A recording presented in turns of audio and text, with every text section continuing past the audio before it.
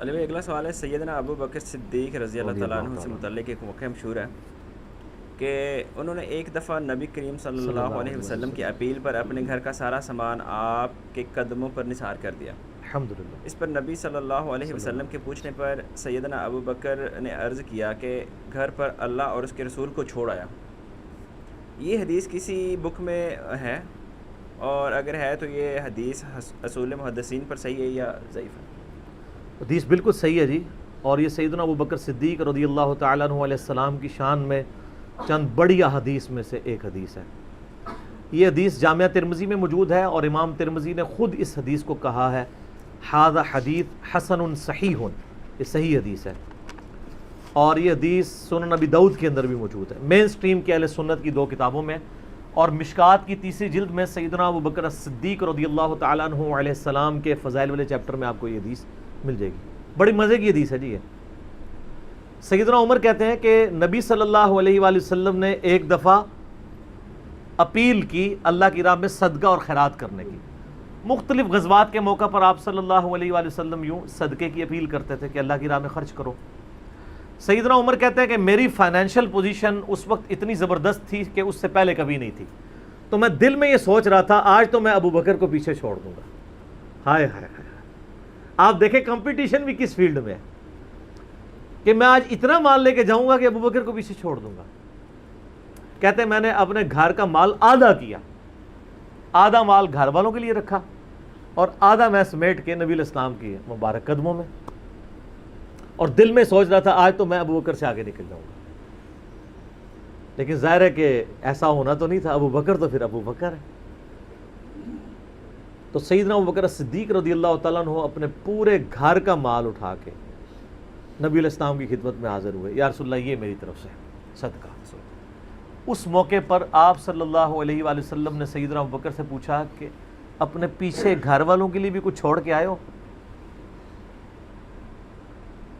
تو سیدنا ابو بکر صدیق رضی اللہ تعالیٰ نے فرمایا ابقیت، میں نے باقی رکھا ہے اپنے گھر والوں کے لیے اللہ اور اس کا رسول عز و جل و صلی اللہ علیہ وآلہ وسلم، یعنی میں اپنے گھر والوں کے لیے اللہ اور اس کے رسول صلی اللہ علیہ وآلہ وسلم کی محبت، ان پر کامل ایمان، کامل یقین چھوڑ کے آئے ہوں۔ کیوں؟ سورہ توبہ کی آیت ہے کہ اللہ تعالیٰ نے مومنین کی جانیں اور مال جنت کے بدلے میں خرید لی ہیں، لہٰذا اہل ایمان خوشیاں مناؤ اس بیع کے اوپر، اس بیع پہ۔ بیع کہتے ہیں تجارت کو، اسی سے لفظ بیعت بھی نکلا ہے۔ قرآن میں تو ہے کہ ہماری بیعت کس کے ساتھ ہے؟ اللہ کے ساتھ، جنت کے بدلے میں جان اور مال۔ کس کے ذریعے؟ رسول اللہ کے ذریعے صلی اللہ علیہ وآلہ وسلم۔ اللہ کے سامنے انسان اپنے آپ کو بیچ سکتا ہے، انسان کے سامنے نہیں۔ وہ لہٰذا وہ جو بیعت جب کروا رہے ہوتے ہیں کہتے ہیں نہیں بیعت کا مطلب آپ نے اپنا آپ ہمارے آگے بیچ دیا۔ وہ آپ کے آگے کیا بیچا ہے؟ ایک منی کے گندے قطرے کی جو پیداوار ہے اس کے آگے اپنے آپ کو بیچ دیا ہم نے کیا؟ اللہ کے سامنے بیچا۔ انسانوں کو غلامی سے چھڑایا ہے نبی صلی اللہ علیہ وآلہ وسلم نے، نہ کہ انسانوں کا غلام بنایا ہے۔ یہ بیعت اللہ کے ساتھ ہے، جنت ملے گی جان اور مال کو اللہ کی راہ میں خرچ کرنے کے لیے۔ تو سیدنا ابو بکر نے کہا کہ میں اللہ اور اس کا رسول باقی چھوڑ آیا ہوں۔ اچھا، اس سے ہمارے بریلوی بھائیوں نے رزلٹ نکالا کہ نبی صلی اللہ علیہ وسلم حاضر و ناظر ہیں۔ شکر ہے کہ گوروں کو اردو نہیں آتی اور ان کو انگریزی نہیں آتی، ورنہ وہ لٹریچر کے ان الفاظ کا مذاق اڑاتے ہیں۔ یہ تو حضرت ابوبکر کے بھی دماغ میں نہیں تھا کہ حاضر و ناظر کسی نے نکال لینا ہے۔ یہ تو لٹریچر کی زبان میں بات ہو رہی تھی کہ میں اللہ اور اس کا رسول چھوڑا ہے، فزیکلی چھوڑنے کی بات نہیں ہو رہی تھی، نہ حاضر و ناظر نہ روحانی طور پہ۔ یہی بات ہو رہی تھی کہ اللہ اور اس کے رسول پہ جو ایمان ہے وہ ہمیں کافی ہے، اللہ تعالیٰ ہمیں اور دے گا۔ یہ ان کے دماغ میں نہیں تھا۔ پھر بھی اگر وہ کہتا نہیں اس سے مراد فزیکلی چھوڑنا ہے تو پھر تو ان کا عقیدہ بھی خراب ہو جائے گا۔ یہ تو ایون کہتے ہیں کہ آپ اللہ تعالیٰ کو عرش پہ مانیں تو یہ اس کے لیے مکان آپ مخصوص کر رہے ہیں، اور یہ عقیدہ شرک ہے، حنفی کہتے ہیں۔ وہ کہتے ہیں اللہ تعالیٰ زمان و مکان سے پاک ہے، تو اگر عرش پہ اللہ کو مانے تو یہ کہتے ہیں یہ تو گستاخانہ عقیدہ اور کفری عقیدہ ہے۔ اور حضرت ابوبکر کہہ رہے ہیں میں گھر میں اللہ کو چھوڑ کے آیا ہوں، تو گھر مکان ہے کہ نہیں؟ بالکل. تو ان کے نزدیک تو ابو بکر بھی پھر کافر ہو جائیں گے نعوذ باللہ، کیونکہ انہوں نے بھی تو مکان ثابت کیا نا اللہ کے لیے. کہتے ہیں نا اللہ نام مکان ہے، اللہ کے لیے کوئی مکان نہیں ہے. یہ میں ان کا عقیدہ بتا رہا ہوں. تو پھر وہاں پھر آپ کو کہ نہیں یہ تو محاورتاً بات ہوئی ہے کہ اللہ اور اس کا رسول چھوڑے ہوں. یہ میں پھکی ساتھ دیتا ہوں. سر پھکی جو ہوتی ہے نا، جب کوئی علمی بات سنے نا اور آپ کے نظریات کے خلاف ہو تو پیٹ میں مروڑ اٹھتا ہے. تو ساتھ ہی جب ہم پھکی دیتے ہیں نا وہ مروڑ ٹھنڈا ہو جاتا ہے. یہ جو مروڑ اٹھا ہوگا نا وہ ساتھ ہی ٹھنڈا ہو جائے گا. آپ نے ان کو کہنا ہے کہ تو آپ کا بھی عقیدہ نہیں ہے کہ اللہ تعالیٰ حضرت ابوبکر کے مکان کے اندر ہے، کیونکہ آپ تو کہتے ہیں اللہ کے لیے مکان ثابت کرنا تو کفر ہے. تو پھر کیا؟ تو پھر آپ کو وہی معنی کرنا پڑے گا جو ہم کر رہے ہیں. یہ لٹریچر کی زبان میں بات ہو رہی ہے کہ میرے لیے اللہ اور اس کا رسول ہی کافی ہے. اچھا یہ دیکھیں ان لوگوں نے پھر اس سے نا بڑی اور چیزیں بھی نکالی. وہ سورہ الزمر کی آیت ہے نا، الیس اللہ بکاف عبدہ، کیا اللہ اپنے بندے کے لیے کافی نہیں ہے؟ تو اہل حدیثوں نے اس کے سٹیکر چھپوا کے لگائے مختلف جگہ پہ. ان کی انٹینشن کوئی غلط نہیں تھی، لیکن اب جو بزرگوں کے بابوں کے ماننے والے ہیں انہوں نے کہا کہ جی جناب یہ تو مصیبت کھڑی ہو جائے گی، ہم نے تو بزرگوں کو بھی پکارنا ہے، یہاں تو صرف اللہ ہے. حالانکہ انہوں نے یہ نہیں دیکھا یہ تو قرآن کی آیت ہے، سورہ الزمر کی پارہ نمبر 24 کے پہلے صفحے کے اوپر، الیس اللہ بکاف عبدہ، کیا اللہ اپنے بندے کے لیے کافی نہیں ہے؟ انہوں نے اس کے مقابلے پہ سٹیکر چھاپے کہ میرے لیے اللہ، اس کا رسول، بزرگان دین، فلاں فلاں فلاں، جتنی وہ انہوں نے لگانی ہوتی ہیں نا وہ کافی ہیں. اور نیچے حدیث لکھی کہ حضرت بکر صدیق جب گھر کا سارا سامان لے کے آئے تو نبی علیہ السلام نے پوچھا باقی کیا چھوڑ آئے ہو؟ تو انہوں نے کہا میرے لیے اللہ اور اس کا رسول ہی کافی ہے. پہلی بات ہے یہ حدیث کے الفاظ ہی نہیں ہیں. انہوں نے کہا تھا میں اللہ اور اس کے رسول کو چھوڑ آیا ہوں. اس کا بالمفہوم ترجمہ آپ بنا سکتے ہیں، لفظی ترجمہ یہ تھا. لیکن چونکہ انہوں نے کافی کے مقابلے پہ کافی کرنا تھا نا تو ترجمہ چینج کیا. پہلی تو یہ ڈنڈی ماری، اور وہ تو اب ڈنڈی ہم نے اللہ کے فضل سے ختم کر دی ان کی. میرا اس پہ کلپ بھی ایک ریکارڈ ہو چکا ہے، میرے لیے اللہ اور اس کا رسول کافی ہے. ہم مانتے ہیں اگر آپ دینی تعلیمات کی بات کریں تو ہمارے لیے اللہ اور اس کا رسول، نبی علیہ السلام کے صحابہ، آپ کے اہل بیت، تابعین، تبع تابعین، صحیح العقیدہ مسلمان سارے ہمارے لیے کافی ہیں. لیکن یہ تقدیر کے معاملات کی بات نہیں ہو رہی ہے، علم دین کے پوائنٹ آف ویو سے بات ہو رہی ہے. جب تقدیر سے کوئی چیزیں ریلیٹڈ ہوں گی پھر صرف اللہ کے ساتھ خاص ہے. یہ وہ ان معاملوں میں بھی کر رہے ہوتے ہیں کہ غیر اللہ کو پکارا جائے. یعنی آپ جو اللہ کے ساتھ عقیدہ رکھے ہیں نا کہ اللہ تعالیٰ آپ کی مشکل پریشانی حل کرتا ہے، ایاک نعبد و ایاک نستعین، وہ یہ عقیدے اپنے بابوں سے ریلیٹ کرنے کے لیے نا تو یہ پھر چیزیں گھڑتے ہیں اور اس میں اس طرح کی پلی لیتے ہیں. تو یہ سیدنا ابوبکر صدیق رضی اللہ تعالیٰ عنہ نے جن معنوں میں کہا وہ معنی یہی تھے کہ ہم اللہ اور اس کے رسول عز و جل و صلی اللہ علیہ وآلہ وسلم کے ساتھ اپنی محبت کو وہ سرمایہ سمجھتے ہیں کہ دنیا کے مال اس کے سامنے کوئی حیثیت نہیں رکھتا. اور یہ حقیقت بات ہے میرے بھائیوں. اس امت میں سیدنا ابوبکر صدیق رضی اللہ تعالیٰ عنہ کی مبارک ذات نبی صلی اللہ علیہ وآلہ وسلم کے ساتھ اور اللہ کے ساتھ کمٹمنٹ کی ایک اعلیٰ ترین مثال ہے. صحیح بخاری میں حدیث ہے، نبی صلی اللہ علیہ وآلہ وسلم نے فرمایا مجھ پہ مال اور وقت کے اعتبار سے تمام مخلوق میں سب سے زیادہ احسان ابو بکر کے ہیں. دو ہی چیزیں ہو سکتی ہیں نا، یا آپ کسی کو اپنا مال دے سکتے ہیں یا وقت. وقت زندگی، آپ بھی وقت دے کے یہاں بیٹھے ہوئے نا، یا مال خرچ کریں گے یا وقت. ایون جو مال بھی آپ خرچ کر رہے ہیں وہ بھی وقت ہی ہوتا ہے، کیونکہ وقت لگا کے آپ نے مال کمایا ہوتا ہے. نبی علیہ السلام نے فرمایا کہ اپنے وقت اور مال کے اعتبار سے سب لوگوں سے بڑھ کے مجھ پہ احسان ابو بکر کا ہے. اور اگر اس کے ساتھ ہی الفاظ ہے بخاری مسلم میں، حدیث بخاری مسلم دونوں میں ہے، اگر میں دنیا میں اپنا خلیل کسی کو بناتا تو ابو بکر کو بناتا، لیکن میں نے اپنا خلیل اپنے رب کو بنایا ہے. سر توحید ہر جگہ اوپر ہے. ان صلاتی و نسکی و محیایا و مماتی للہ رب العالمین، بے شک میری نماز، میری قربانی، میرا جینا، میرا مرنا سب اللہ کے لیے. البتہ ابو بکر میرے دین کے اعتبار سے اور مودت کے اعتبار سے میرے دوست ہیں، میرے بھائی ہیں، لیکن خلیل اللہ ہی ہے. محسن کا لفظ بھی استعمال کیا ہے. نہیں احسان، یہ احسان ہی ہوگا نا، محسن ہی ہوگا نا احسان والا. ایک روایت ترمذی میں ہے، وہ ضعیف ہے، میں ساتھ بیان کر دوں، اس میں الفاظ ہیں کہ میں نے دنیا میں ہر شخص کے احسان کا بدلہ اتار دیا سوائے ابو بکر کے. یہ روایت اصول محدثین پہ کمزور ہے، لیکن جو میں نے روایت بیان کی ہے نا وہ صحیح بخاری کی ہے، وہ اس میں آلموسٹ فٹ ہی نہیں بیٹھتی ہے. تو سیدنا ابو بکر صدیق رضی اللہ تعالیٰ نے کوئی موقع نہیں جانے دیا نبی علیہ السلام کے ساتھ، اپنی کمٹمنٹ میں کہیں پہ بھی کمزوری نہیں دکھائی پوری زندگی. آپ کو پتہ ہے صحیح بخاری میں موجود ہے، عروہ ابن زبیر حضرت ابو بکر کا نواسہ کہتا ہے کہ میں نے عبداللہ بن عمر بن عاص سے پوچھا کہ نبی علیہ السلام پہ جو کافروں نے مصیبتیں ڈھائی تھی ان میں سے کوئی مشکل وقت ہمیں بتائیں. احد کا وقت تو سب کو پتہ ہے.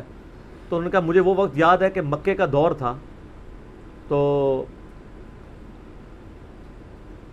عقبہ ابن ابی معیط جس نے ایک دفعہ نبی علیہ السلام کے، صحیح بخاری مسلم میں آتا ہے کہ کندھے پہ اوجڑی لا کے اونٹ کی رکھ دی تھی، پھر سیدہ فاطمہ آئی انہوں نے ہٹائی، اس نے نبی علیہ السلام کے گردن میں ایک دفعہ چادر ڈالی، صحیح بخاری میں آتا ہے، اور اتنی زور سے کھینچی گلا دبایا، قریب تھا کہ آپ کی مبارک آنکھیں باہر نکل آتی.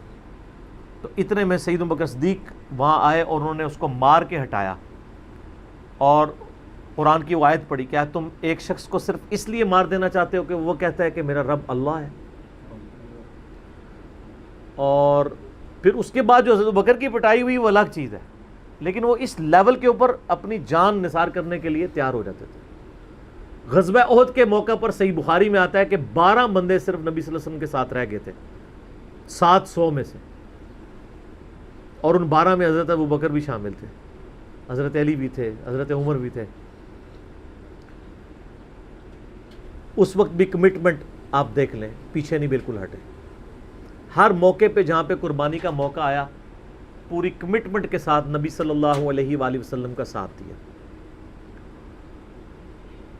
حضرت عمر بن عاص کہتے ہیں بخاری اور مسلم دونوں میں، نبی علیہ السلام نے مجھے ایک لشکر روانہ کیا تو اس لشکر کا امیر بنایا، تو مجھے یہ زوم ہوا کہ میں حضور کا بڑا لاڈلا ہوں. تو میں نے کہا یا رسول اللہ صلی اللہ علیہ وسلم آپ کو لوگوں میں سب سے بڑھ کے محبوب کون ہے؟ تو فرمایا عائشہ سلام اللہ علیہ. تو میں نے کہا نہیں یا رسول اللہ میں مردوں میں پوچھ رہا ہوں. تو کہا اس کا باپ ابو بکر.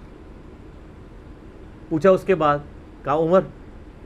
اور پھر کہتے ہیں میں حضور سے پوچھتا گیا، آپ نام لیتے کہ میرا نام کوئی نہیں لیا، پھر میں خاموش ہو گیا کہیں میں ان بندوں میں شامل ہی نہ ہوں.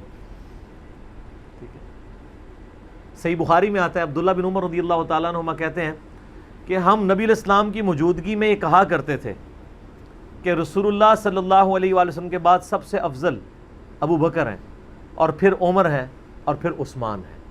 اور اس کے بعد ہم صحابہ میں تفریق نہیں کیا کرتے تھے کہ کون کس سے اوپر ہے ان تینوں کے بارے میں.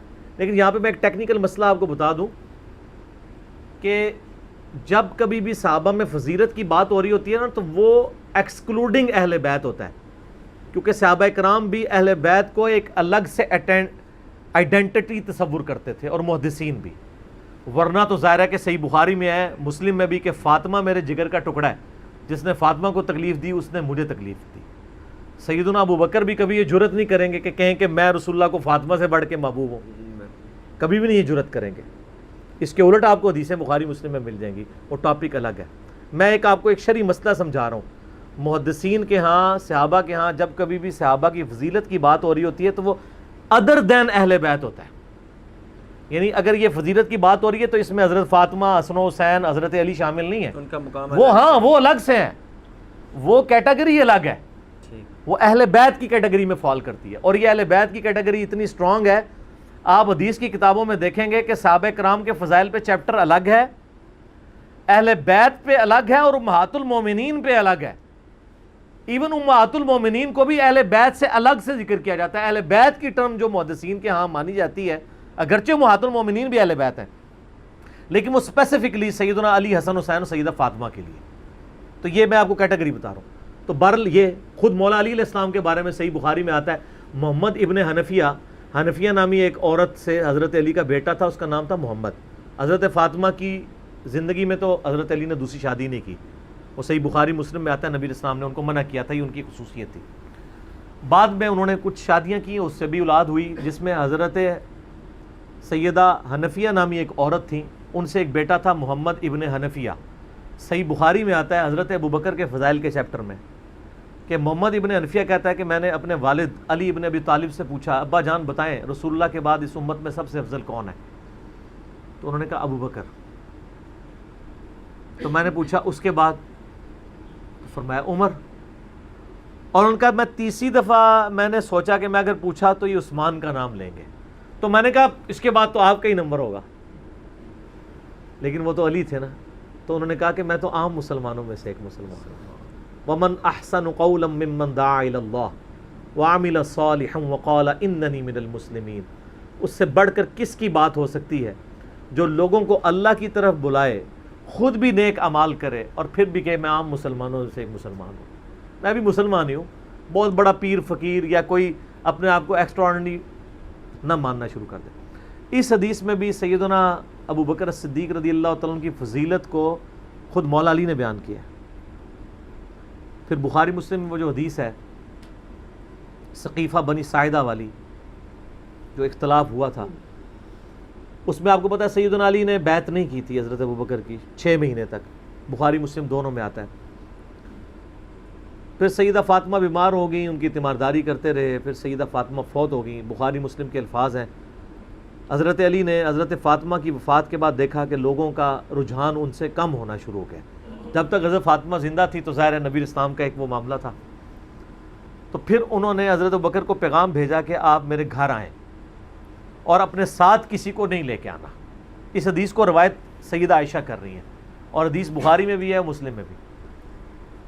اور اماں عائشہ کہتی ہیں کہ سیدنا علی کی یہ خواہش تھی کہ حضرت عمر نہ جائیں کیونکہ ان کے مزاج میں ذرا تیزی تھی۔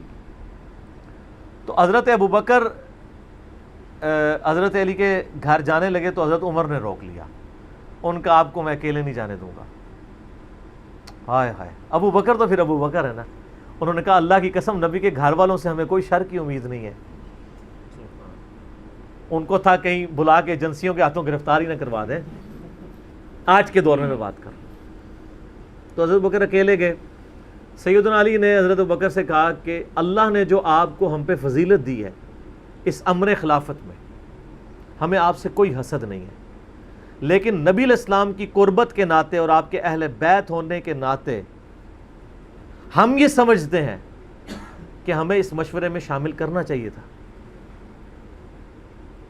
تو سیدنا ابوبکر نے رونا شروع کر دیا۔ رونے کا مطلب یہ تھا کہ انہوں نے اس چیز کو ایکسیپٹ کیا کہ یہ ٹیکنیکلی مسئلہ مس ہینڈل ہوا ہے، لیکن وہ کیوں ہوا وہ میں نے پورا 3 گھنٹے کا لیکچر ریکارڈ کروایا۔ مسئلہ 55B، وصی رسول کون ہے اور حدیث قرطاس کا تحقیقی جائزہ۔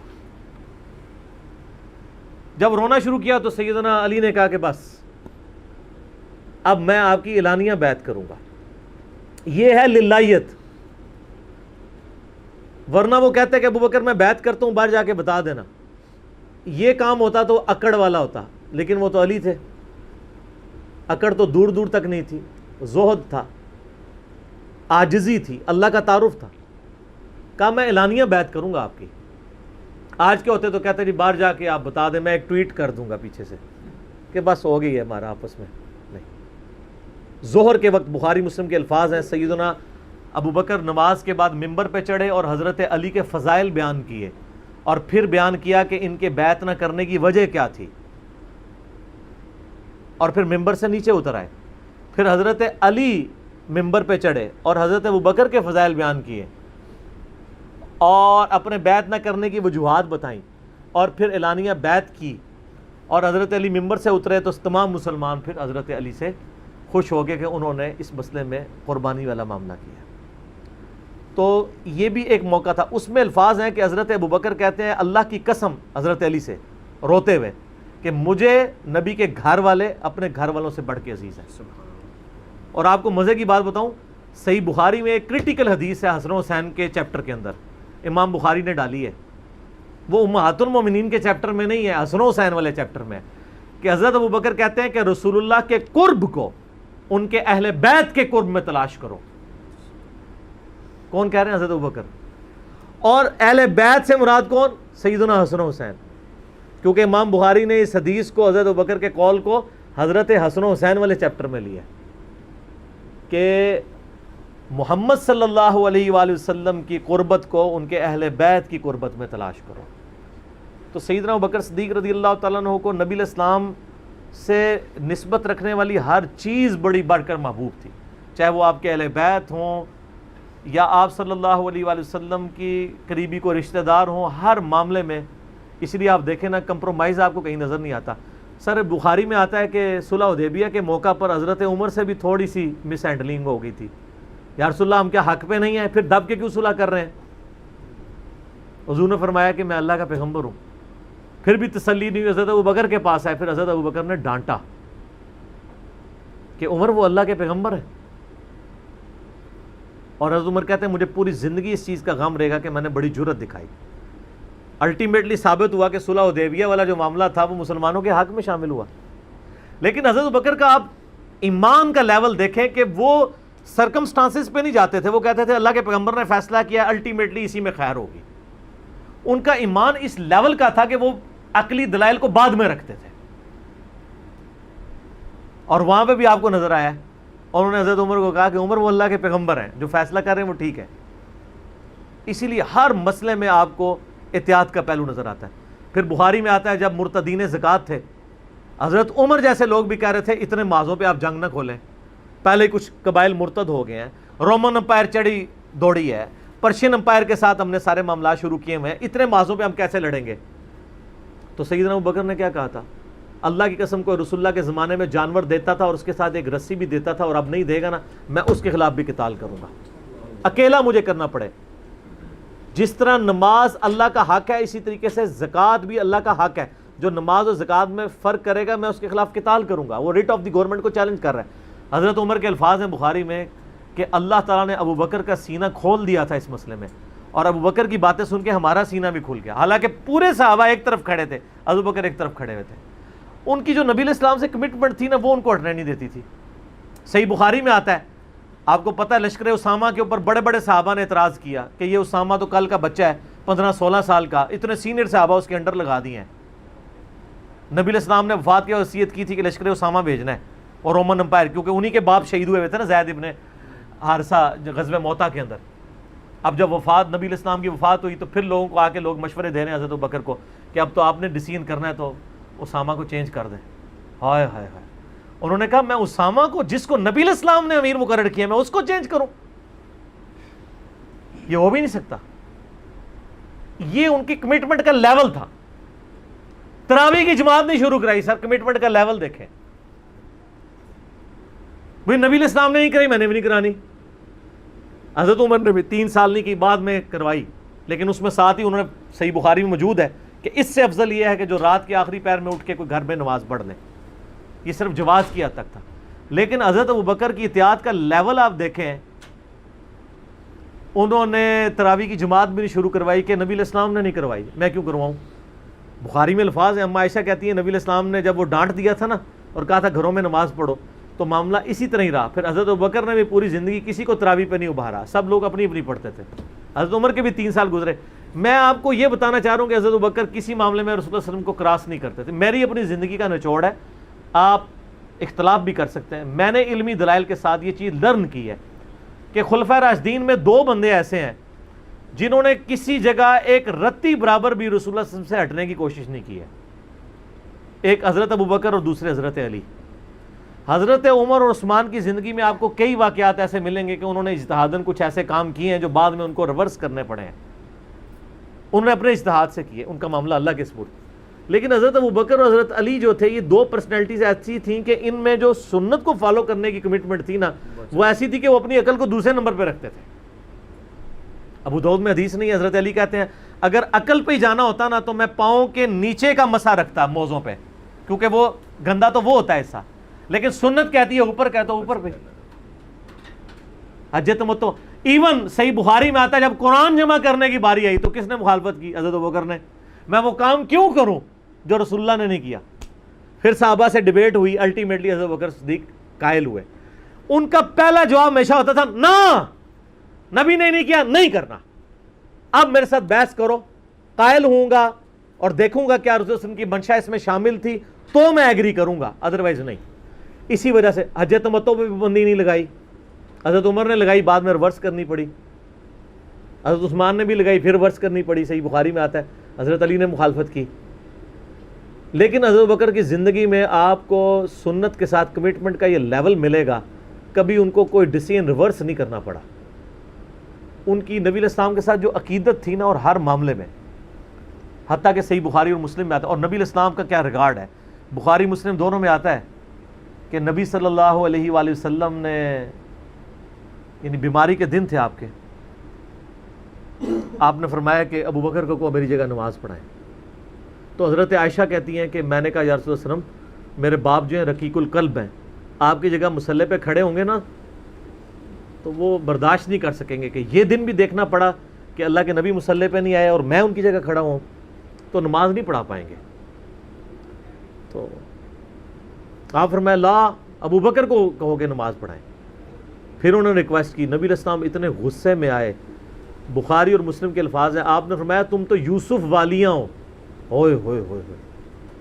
یوسف کو کس نے تنگ کیا تھا؟ ان کے بھائی زلیخا اور باقی عورتوں نے. کتنی نٹوریس مثال تھی اگر آپ کمپیئر کرنا شروع کریں. بالکل 100% بٹھائیں تو حضرت یوسف کو تنگ کیا نا، اپنی طرف مائل کرنا چاہتی تھی. یہاں پہ وہ والا نیگیٹو پہلو نہیں تھا، لیکن یہاں پہ نبی علیہ السلام نے اپنی بیویوں کو کیا کہا، تم بھی یوسف والیاں ہو. جس طرح ان عورتوں نے یوسف کو اپنی مرضی کے مطابق چلانے کی کوشش کی تھی، تو مجھے اپنی مرضی کے مطابق چلا رہی ہو. ابو بکر کو کہو کہ نماز پڑھائیں. اتنی کمٹمنٹ. پھر انہوں نے نماز پڑھائی. صحیح بخاری میں آتا ہے، اما عائشہ کہتی ہیں حضور اپنی وفات کے دنوں میں کہتے تھے، عائشہ میرا ارادہ ہے میں تیرے بھائی عبد الرحمن بن ابی بکر اور تیرے باپ ابی قحافہ ان کی یعنی کنیت تھی، اس کو بلاؤں اور ان کو میں لکھ دوں. مجھے خطرہ ہے کہ میرے بعد کوئی ڈیمانڈ کرے گا، لیکن اللہ اور میری امت ابو بکر کے علاوہ کسی کے لیے راضی نہیں ہوگی. یہ تو بعد میں پتہ چلا نبی علیہ السلام اشارتاً کیا بات کر رہے تھے، امر خلافت کی. اس حدیث کے تحت میں نے 55B مسئلے میں بتایا کہ نبی علیہ السلام اگر اپنی زندگی میں کسی کو خلیفہ نامزد کرتے تو حضرت بکر کو کر کے جاتے، کیونکہ نبی علیہ السلام بادشاہ نہیں تھے، اللہ کے پیغمبر تھے. آپ اپنے خاندان میں کبھی بھی یہ معاملہ نہیں کر سکتے تھے، اور یہ بات صحابہ کرام کو پتہ تھی. لیکن جب اللہ نے آپ کو گارنٹی دی کہ اللہ اور میری امت ابو بکر کے علاوہ کسی پہ راضی نہیں ہوگی، تو پھر نبی علیہ السلام نے اس مسئلے کو ان اٹینڈڈ چھوڑ دیا. بخاری میں ہی آتا ہے، ایک عورت حضور کے پاس آئی اور کہا یا رسول اللہ آپ فوت ہو جائیں اور میں اس کے بعد آؤں اور آپ کو نہ پاؤں، تو فرمایا ابو بکر سے مل لینا میرے بعد. تو اشارے تو کافی آپ نے چھوڑے ہوئے تھے اس حوالے سے. صحیح بخاری مسلم میں حدیث ہے، نبی علیہ السلام ایک باغ میں بیٹھے تھے، ابو موسیٰ اشعری کہتے ہیں دروازے پہ دستک ہوئی، آپ نے فرمایا جو کوئی بھی ہے اسے جنت کی بشارت دے دو. کہا دروازہ کھولا سیدنا ابو بکر. میں نے کہا رسول اللہ صلی اللہ علیہ وسلم نے جنت کی بشارت دی ہے. تو انہوں نے کہا کہ تکبیر بلند کی اور اللہ کا شکر ادا کیا، اللہ اکبر کبیرہ والحمد للہ کثیرہ. نبی علیہ السلام کنویں کی منڈیر پہ بیٹھے ہوئے تھے، آپ نے ابو بکر کو اپنی دائیں جانب بٹھا لیا ٹانگیں لٹکا کے. وہ جو پرانے زمانے میں بڑے کنویں ہوتے تھے نا، وہ چھوٹی سی دیوار باہر نکلی ہوئی ہوتی ہے. پھر تھوڑی دیر بعد دستک ہوئی، آپ فرمایا اب بھی جو آتا ہے جنت کی بشارت دے دو. دروازہ کھولا سیدنا عمر، ان کو بشارت دی، انہوں نے بھی پھر اللہ کی حمد اور تکبیر بلند کی. پھر تیسری دفعہ دستک ہوئی، فرمایا اب جو کوئی ہے اسے جنت کی بشارت دو، لیکن ان مصیبتوں اور پریشانیوں کے ساتھ جو اسے آئیں گی. دروازہ کھولا تو سیدنا عثمان تھے، انہوں نے اللہ کی حمد بیان کی اور کہا میں اللہ کی پناہ میں آتا ہوں ان فتنوں سے اور پریشانیوں سے جس کا سامنا کرنا پڑے. حضرت عمر کو حضور نے بائیں جانب بٹھا لیا. اب دائیں اور بائیں جگہ ختم ہو گئی تھی، تو حضرت عثمان سامنے آ کے بیٹھ گئے. راوی کہتے ہیں کہ میں نے اس سے یہ رزلٹ نکالا ہے کہ ابو بکر و عمر رسول اللہ کے ساتھ دفن ہوں گے اور حضرت عثمان کی قبر رسول اللہ کے سامنے بنے گی. سر آج بھی میں حضرت عثمان غنی کی قبر مبارک پہ کئی دفعہ حاضر ہوا ہوں، ایگزیکٹ روضہ شریف کی سیدھ میں قدموں کی جانب، اور ابو بکر عمر ساتھ ہیں. قبر رسول پہ میری حاضری والا لیکچر بھی ہے، میں نے باقاعدہ اس میں نقشہ بتایا ہے کہ کس طریقے سے قبریں ہیں. یہ بہت بڑی فضیلت ہے کہ سیدنا ابو بکر عمر نبی علیہ السلام کے ساتھ دفن ہوئے ہیں اس جنت کے ٹکڑے میں، جو بخاری میں حدیث ہے میرے گھر سے میرے ممبر تک جنت کے ٹکڑوں میں سے ایک ٹکڑا ہے. اور امام بخاری نے باب باندھا ہے قبر رسول سے ممبر رسول جنت کا ٹکڑا ہے. اسی جنت کے ٹکڑے میں سیدنا ابو بکر عمر کی قبر ہے، نبی علیہ السلام کے ساتھ، اور الٹیمیٹلی سیدنا عیسیٰ ابن مریم کی قبر بھی وہاں پہ بنے گی۔ یہ قبریں اس طرح ہیں کہ نبی علیہ السلام کی قبر مبارک سب سے آگے ہے یوں، یعنی جب ہم حاضری دیتے ہیں تو قبلے کی رخ ہماری پیٹھ ہوتی ہے، تو روضہ شریف کی طرف ہمارا یعنی مبارک جالیوں کی طرف ہمارا رخ ہوتا ہے، تو سب سے آگے نبی علیہ السلام کی قبر ہے۔ نبی علیہ السلام کا جہاں پہ آپ سمجھ لیں سینے کا نچلا ناف والا حصہ بنتا ہے نا، وہاں حضرت ابوبکر کا سر ہے اور ان کی ٹانگیں اور آگے ہیں، یعنی ادبن ان کو تھوڑا پیچھے کر کے دفنایا گیا ہے، یہاں سے بھی پیچھے اور ادھر سے بھی سیدھ میں نہیں، اور جہاں حضرت ابوبکر کی ناف آتی ہے وہاں حضرت عمر کا سر ہے، اور وہ اس کی ایسے یہاں ایک جگہ خالی ہے، وہ حضرت عیسیٰ ابن مریم کی قبر بننی ہے، المستر علاقے میں بھی ہے، جامعہ ترمذی میں بھی اشارتاً موجود ہے۔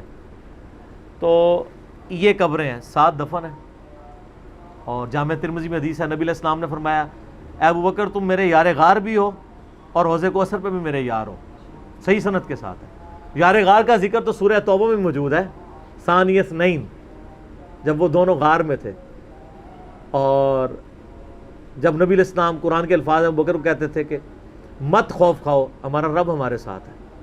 صحیح بخاری میں آتا ہے کہ حضرت ابوبکر نے کہا یا رسول اللہ صلی اللہ علیہ وسلم اگر کفار نے اپنے پاؤں کی جانب سے یوں دیکھ لیا تو ہم دونوں نظر آ جائیں گے۔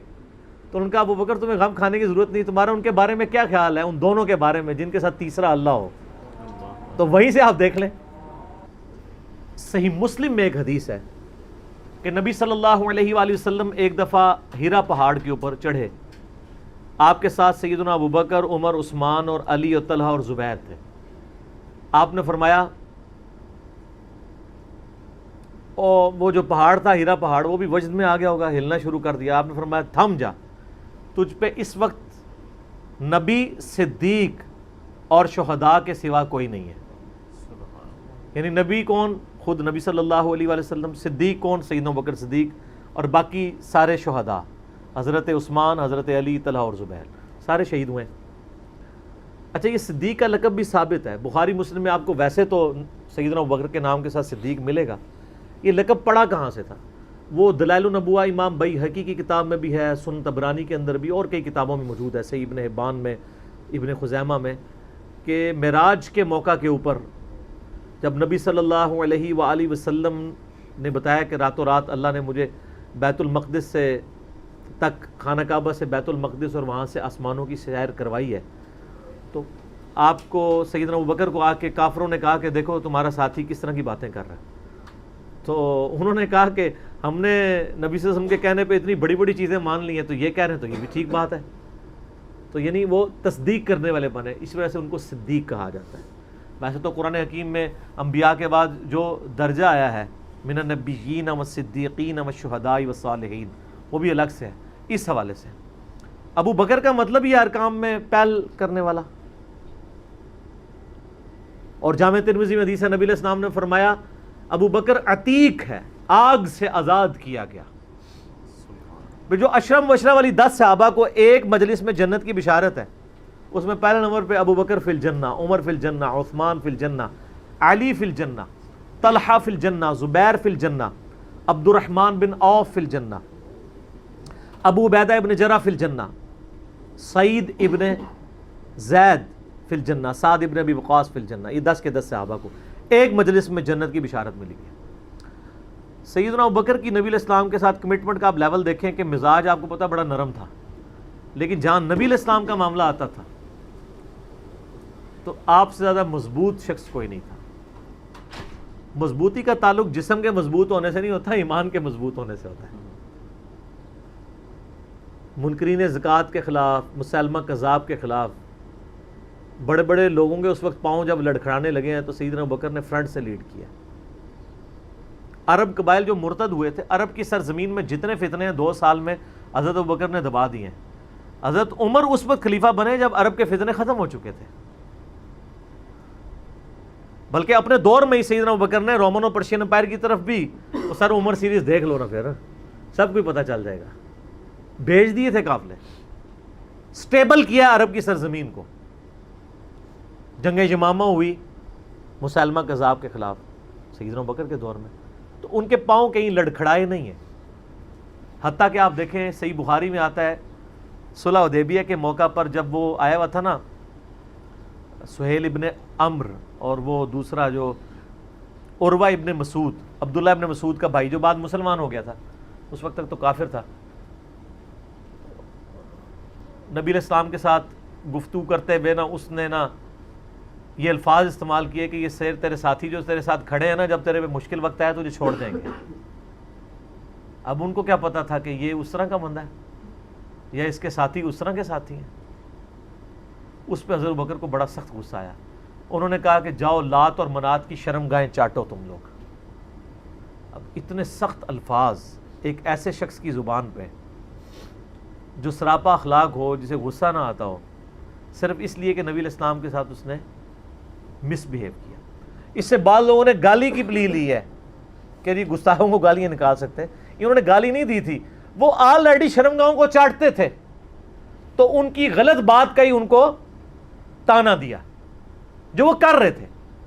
مثلا اگر ایک بندہ شراب پیتا ہے اور وہ آ کے نبی علیہ السلام سے مس بہیو کر رہا ہے، تو وہاں بیٹھا ہوا کوئی شخص کہتا ہے جا تو شراب پی، جو تیرا کام ہے، تو آپ یہ اس کو گالی نہیں دے رہے، وہ عمل کر رہا ہے۔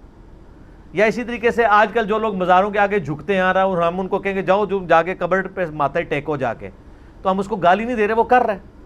اور شرمگاہ کو چاٹنے والا مسئلہ وہ بھی آپ کو میں نے بتایا کہ پاکستان میں ایک باقاعدہ ایک دربار ہے جہاں پہ بڑی بڑی شرمگاہیں مردوں کی لٹکائی ہوئی ہیں لکڑی کی بنا کے، اور لوگ جا کے ان کے ساتھ وہ سارے معاملات کرتے ہیں۔ آپ یوٹیوب پہ بھی جا کے دیکھ لیں، آپ کو مل جائیں گی۔ تو وہ معاملات اسی طریقے سے چل رہے ہیں گمراہی والے۔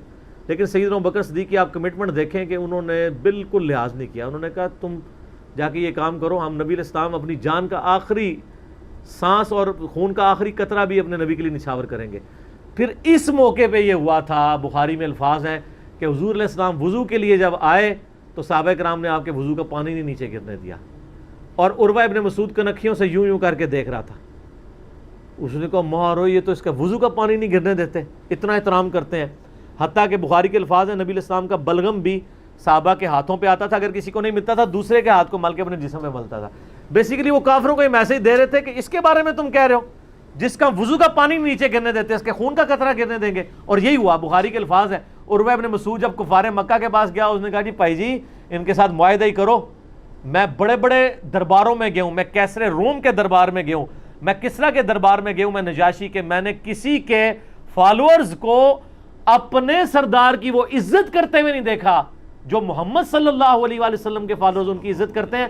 اللہ کی قسم جب وہ بات کرتے ہیں تو لگتا ہے گویا کہ ان کے سروں پر پرندے بیٹھے ہوئے ہیں، اور جب وہ کوئی حکم دیتے ہیں تو وہ جھپٹتے ہیں اس حکم کو پورا کرنے کے لیے، اور جب وہ وضو کرتے ہیں وہ ان کے وضو کا پانی نیچے نہیں گرنے دیتے، اور اس طرح اس کے لیے جھپٹتے ہیں گویا آپس میں لڑ پڑیں گے اس تبرک کو حاصل کرنے کے لیے۔ تم بھول جاؤ کہ ان جانثار صحابہ کے ہوتے ہوئے تم اس شخص کے ساتھ کوئی نقصان والا معاملہ کر سکتے ہو؟ عافیت اسی میں ہے کہ صلح کرو۔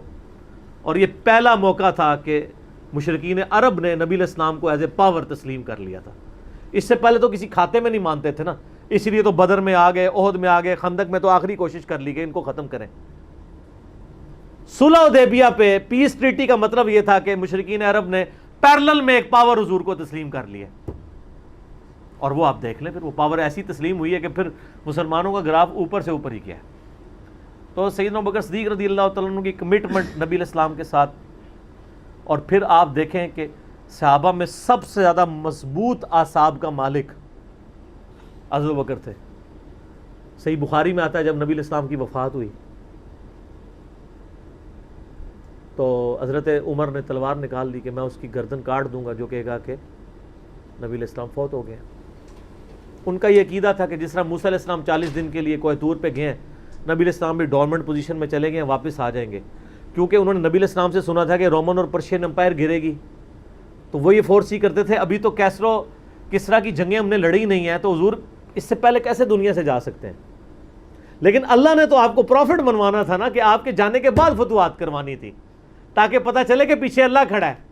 اپنی زندگی میں تو بڑے بڑے بادشاہوں نے فتوحات کی ہیں، نبی علیہ السلام کی تو دعوت کا کلائمیکس حضرت ابوبکر اور پھر حضرت عمر عثمان و علی کے دور میں جا کے ہوا ہے، جبکہ عرب قبائل بھی مرتد ہو گئے ہیں، تب بھی اللہ کے پیچھے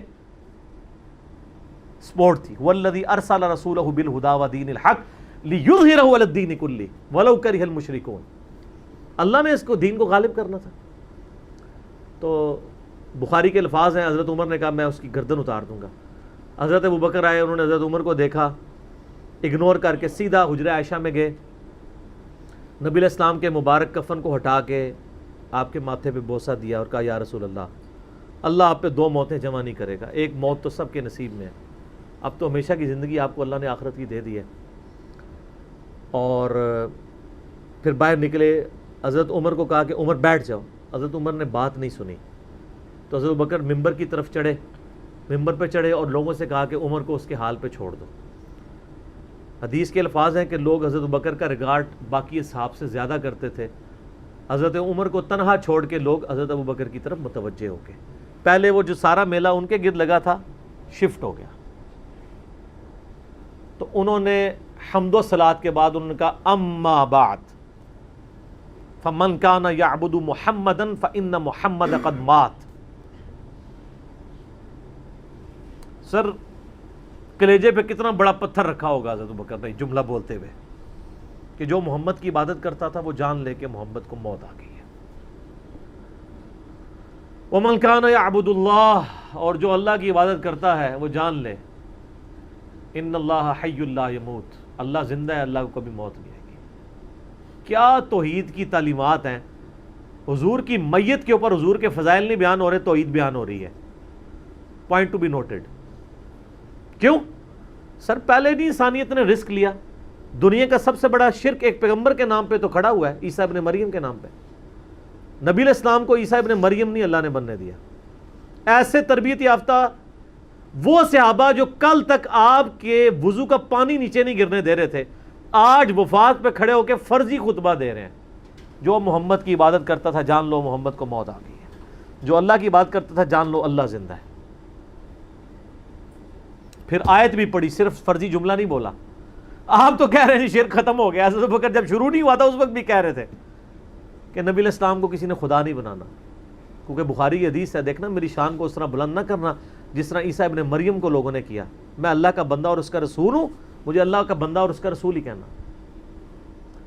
سر وارفتگی، دیوانگی، عشق کی ساری کیفیت حضور کی وفات کے بعد بالکل چینج ہوگی صحابہ کی۔ ہونا تو چاہیے تھا جو وضو کا پانی نہیں گرنے دے رہے تھے جا کے قبر کی مٹی چاٹنا شروع کر دیتے، ایسا نہیں ہوا۔ وہ تعلیمات کی باؤنڈریز کو کراس نہیں کرتے تھے۔ تو پھر انہوں نے آیت پڑھی، سورہ آل عمران آیت نمبر 144، وما محمد الا رسول قد خلت من قبلہ الرسل افإن مات او قتل انقلبتم علی اعقابکم۔ محمد تو نہیں مگر ایک رسول ہی، اگر یہ فوت ہو جائیں یا دین جو جنگ میں قتل کر دیے جائیں، شہید ہو جائیں، کیا تم دین سے الٹے قدم پھر جاؤ گے؟ جو کوئی دین سے الٹے قدم پھیرے گا اللہ کا کوئی نقصان نہیں کرے گا اور اللہ ثابت قدم رہنے والوں کو جزا دے گا۔ پھر سورہ الزمر کی آیت نمبر 30 پڑھی، انک میت وانہم میتون، اے نبی تمہیں بھی مرنا ہے اور ان کو بھی موت آنی ہے تمہارے مخالفین کو، پھر تم اللہ کے حضور جھگڑو گے، اللہ تمہارا فیصلہ کرے گا۔ یہ سیدنا ابوبکر کی حضور کی وفات کے وقت استقامت تھی۔ پھر جھگڑا کھڑا ہو گیا حضور کو دفنانا کدھر ہے؟ جامعہ ترمذی میں حدیث ہے، سیدنا ابوبکر کہتے ہیں کہ میں نے نبی علیہ السلام سے یہ بات سنی تھی کہ اللہ اپنے پیغمبر کو وہیں پہ موت دیتا ہے جو اس کے لیے سب سے پسندیدہ جگہ اللہ کے نزدیک ہوتی ہے، تو حضور کی جو چارپائی ہے نا اس کے نیچے ان کی قبر کھودو، وہاں پہ اللہ نے ان کو موت دی ہے۔ پہلے صحابہ میں رائے نہیں طے ہو رہی تھی کہاں دفنانا ہے۔ پھر سنن نسائی الکبریٰ کے اندر پورا وفات النبی چیپٹر ہے، سنن ابن ماجہ میں بھی موجود ہے کچھ حصہ اس کا۔ پھر لوگوں نے پوچھا کہ نبی علیہ السلام کا جنازہ ہوگا؟ انہوں نے کہا ہاں ہوگا۔ اسی طریقے سے تکبیر کہو اور سورہ فاتحہ اور اس کے بعد درود شریف اور اس طریقے سے 4 تکبیرات پڑھو، لیکن ایک فرق تھا کہ نبی علیہ السلام کو پروٹوکول صحابہ نے دیا ہے کہ آپ کی جو جنازے کی نماز ہے نا وہ جماعت کے ساتھ نہیں ہوئی۔ صحابہ نے یہ پروٹوکول دیا کہ حضور کی میت کی موجودگی میں بھی کوئی شخص امامت نہ کروائے۔ حجرے میں ایک طرف سے لوگ داخل ہوتے تھے، اکیلے اکیلے جنازہ ادا کرتے تھے، اور ڈیٹیل میں آتا ہے 2-3 دن تک جنازہ ہوتا رہا۔ پہلے یعنی مرد داخل ہوئے، اس کے بعد بچے، غلام، پھر عورتیں، اس طریقے سے سب نے جنازہ پڑھا۔ ظاہر ہے 1 لاکھ سے زیادہ لوگ تھے جنازہ پڑھنے والے۔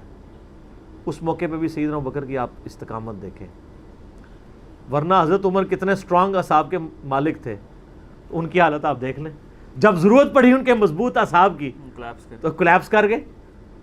ابوبکر ہی کھڑے ہوئے ہیں، تو حضور کو پتا تھا نا میں نے مصلی پہ کسے کھڑا کرنا ہے. اور بخاری میں الفاظ ہیں جب مصلی پہ کھڑا کیا آپ فرمایا ابو بکر کے علاوہ سارے دروازے بند کر دو, صرف ابو بکر کے گھر کا دروازہ جو مسجد کی طرف کھلتا ہے, جو مسجد کا دروازہ ابو بکر کے گھر کی طرف ہے وہ کھلا رکھو, باقی سارے بند کر دو. تو نبی علیہ السلام کو یہ پتا تھا کہ کس لیول کا کس بندے کا یعنی ایمان ہے, اس کے اعصاب ہیں. اور بخاری کے الفاظ ہیں جب حضرت بکر نے خطبہ دیا, حضرت عمر کہتے ہیں میرے پاؤں میرا بوجھ نہیں اٹھا سکے, اور مجھے یقین آ گیا کہ حضور فوت ہو چکے ہیں. یہاں قرآن و حدیث سن کے کسی کے کان پہ جوں تک نہیں رنگتی, وہاں پہ حضرت بکر کا خطبہ اور آیات سن کے حضرت عمر کہہ رہے ہیں کہ میرے پاؤں میرا بوجھ نہیں اٹھا سکے, کہ یہ تو واقعی تو قرآن کی آیت. اور اس میں بخاری مسلم صحیح بخاری میں الفاظ ہیں کئی دن تک ہم جب بھی صحابہ ایک دوسرے کو ملتے تھے تو یہی آیت سنایا کرتے تھے, وما محمد الا رسول قد خلت من قبلہ الرسل افئن مات او قتل انقلبتم علی اعقابکم, کہ محمد تو نہیں مگر ایک رسول, انہیں بھی تو موت آنی ہے, تاکہ ہمیں یہ یقین آ جائے کہ حضور دنیا سے چلے گئے. تو یہ صحابہ کرام علیہم رضوان کی نبی علیہ السلام کے ساتھ عقیدت تھی. اور سیدنا ابوبکر آپ کو بالکل صف اول میں نظر آئیں گے, ٹاپ آف دا لسٹ, معاملات کو ہینڈل کرنے میں, چیزوں کو بالکل من و سنت کے مطابق ڈھالنے میں, اور ہر معاملے میں رجوع لانے کے اوپر, اور اہل بیت کے ساتھ کمٹمنٹ کے اوپر, ہر مسئلے میں آپ کو حضرت ابوبکر صدیق کی قربانیاں ٹاپ آف دا لسٹ نظر آئیں گی. تو بات کہاں سے کہاں شروع ہوئی, فی البدی میں تو اور گھنٹوں بول سکتا ہوں, مجھے اتنی حدیثیں یاد ہیں یہ فضائل کے اعتبار سے. آخر میں اصول برکت کے لیے میں وہ حدیث بیان کروں گا جو میں اکثر بیان کرتا ہوں.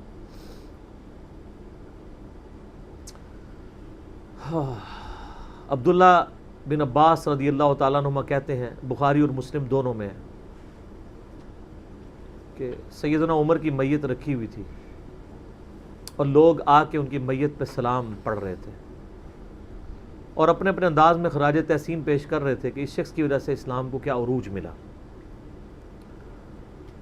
تو کہتے ہیں اتنے میں نے محسوس کیا کہ ایک شخص میرے پیچھے آ کے کھڑا ہوا اور اس نے میرے کندھے پہ یوں کونی رکھی, میری پیٹھ اس کی جانب تھی, اس نے کونی میرے کندھے پہ یوں رکھی, اور حضرت عمر کی بیعت سے مخاطب ہو کے کہنے لگا کہ اے عمر اللہ تجھ پہ رحم فرمائے, تو روئے ارض پہ ان لوگوں میں سے ایک شخص تھا کہ میری بھی خواہش تھی کہ میں ان اعمال کے ساتھ اللہ کے حضور پیش ہوتا, کہ اگر اللہ کے حضور پیش ہونے کے لیے مجھے بہترین اعمال چاہیے تو تیرے اعمال. ظاہر ہے جی رومن اور پرشین امپائر گھری ہے, کس لیول کا عروج,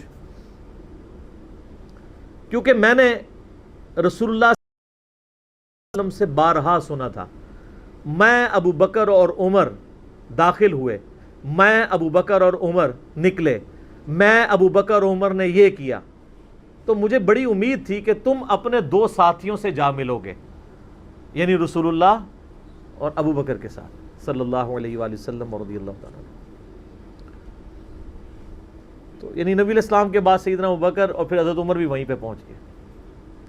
تو مجھے نبی علیہ السلام کے اس فرمان سے لگتا تھا جس طرح آپ اپنی زندگی میں کہتے تھے نا, میں ابو بکر عمر, میں ابو بکر عمر, میں ابو بکر عمر, مجھے پتا تھا تم نے جا کے انہی سے ہی ملنا ہے جا کے, اور دیکھ لیں قبر بھی پھر ساتھ بنی ہے دونوں کی. تو عبداللہ ابن عباس کہتے ہیں کہ میں نے جب یوں مڑ کے دیکھا تو وہ سیدنا علی بن ابی طالب تھے جو حضرت عمر کی میت کے اوپر یہ کلمات پڑھ رہے تھے, میں ابو بکر اور عمر, میں ابو بکر اور عمر رضی اللہ عنہم اجمعین وعلیہم السلام اجمعین. اللہ تعالیٰ ہمارے دلوں میں خلفائے راشدین کی محبت, اہل بیت کی محبت راسخ فرمائے رضی اللہ عنہم اجمعین وعلیہم السلام اجمعین, اور قیامت والے دن حوض کوثر پہ ان کے ساتھ محشور فرمائے, آمین ثم آمین.